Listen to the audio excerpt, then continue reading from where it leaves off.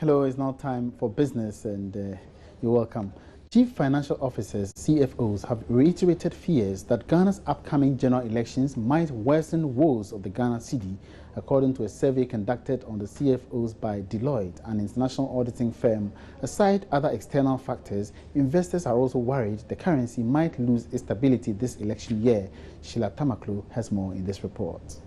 The Deloitte CFO survey identifies stability in the local currency as crucial in attracting investments into the country. The Ghana cedi has since the beginning of the year depreciated by over 30% against major currencies like the dollar. It, however, now appears to have gained some stability in the past few weeks. Speaking at the CFO's brief, the leader of the Deloitte advisory business, West Africa, said there are, however, fears this might be derailed by the general elections, among other factors.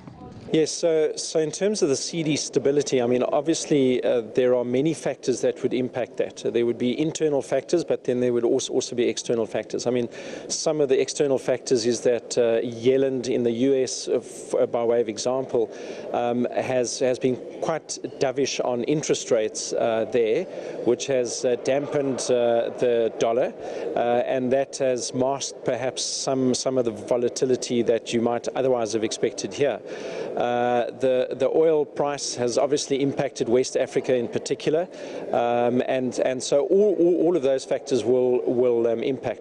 Of course, the fact that this is an election year in Ghana would add to some level of concern around the predictability of the currency, but given that the elections are only happening in December, there is still quite a way to go, and so you know, CFOs have been concerned around currency volatility because it impacts their ability to plan. Deloitte CFO survey for West African countries also revealed that Ghanaian respondents were less optimistic about GDP growth in 2016 and 2017 compared to Nigerian respondents.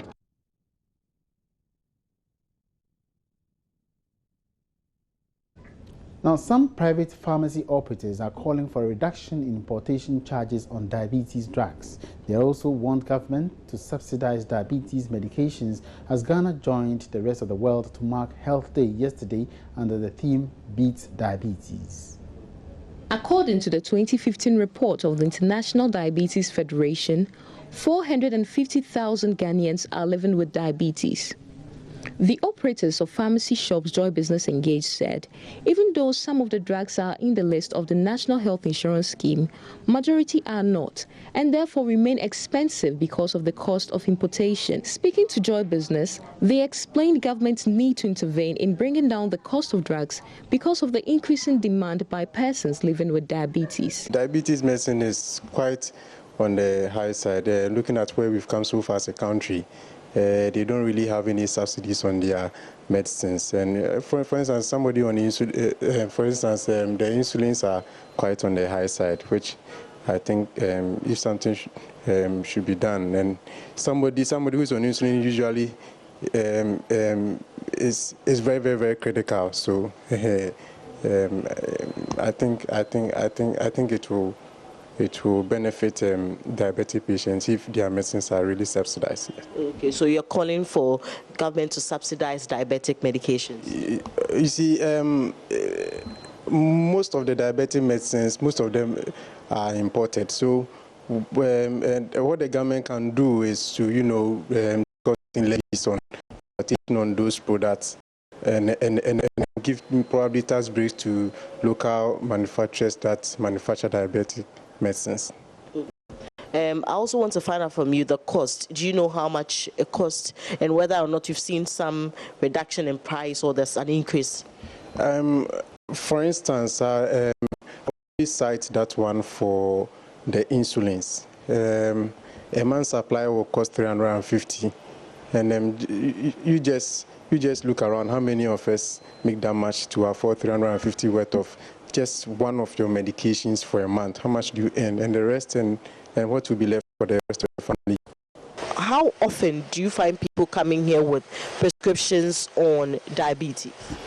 Oh, I would say about 25 to 30% of the people who come with prescriptions are diabetic patients. So it's a very,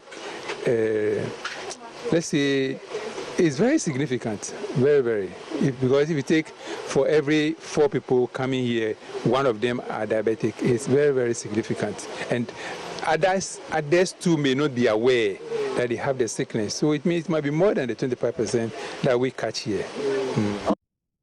That's it for business for now. My name is Emmanuel Abuajiriafi.